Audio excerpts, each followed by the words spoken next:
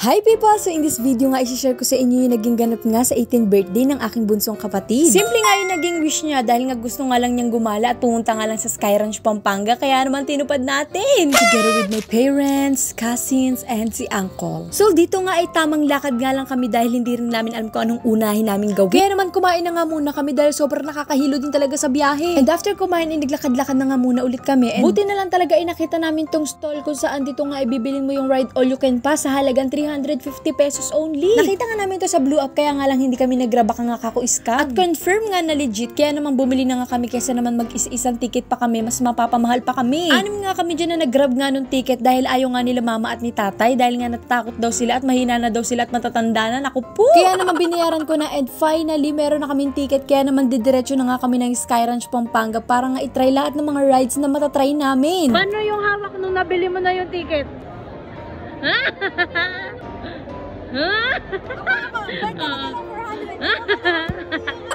Mga bandang alas 3 at wala na nga rin kaming gagawin dyan sa SM kaya naman lumabas na kami at dumiretso na kami ng Sky Ranch. Kaso nakakaloka paglabas namin hindi namin alam kung saan ang daan papuntang Sky Ranch. Mukhang di pa namin mapapakinabangan yung ticket. Pero syempre nagawa namin ang lahat ng yun kasama si Magta, si Magtanong. Oo. At hanggang sa paglalakad nga namin ay natanaw ko na nga ang Pampanga finally. At alam nyo ba na ang Pampanga ay ang pinakamataas at ang pinakamalaking Ferris wheel in the Philippines?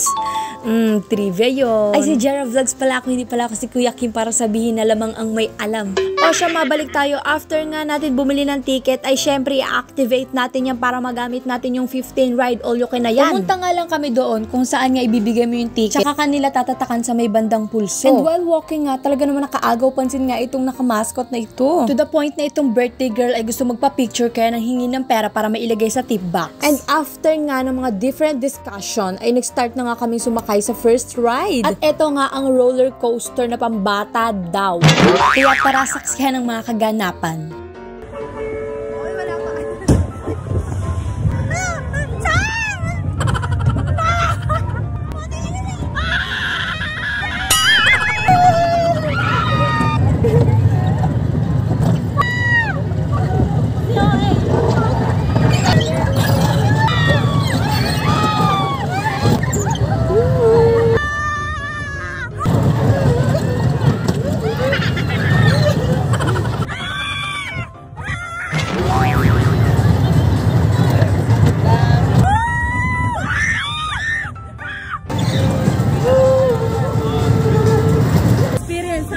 Basic, wala. Hey! Jabal! Buti sa atin dalawa unang sumigaw, ano?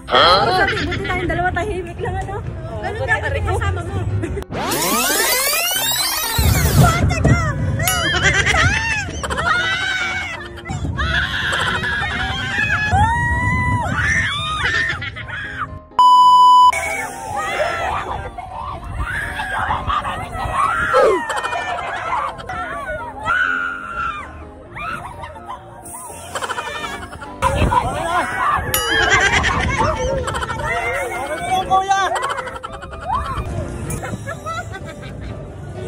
Sa ngayon, ito pa lang yung afford.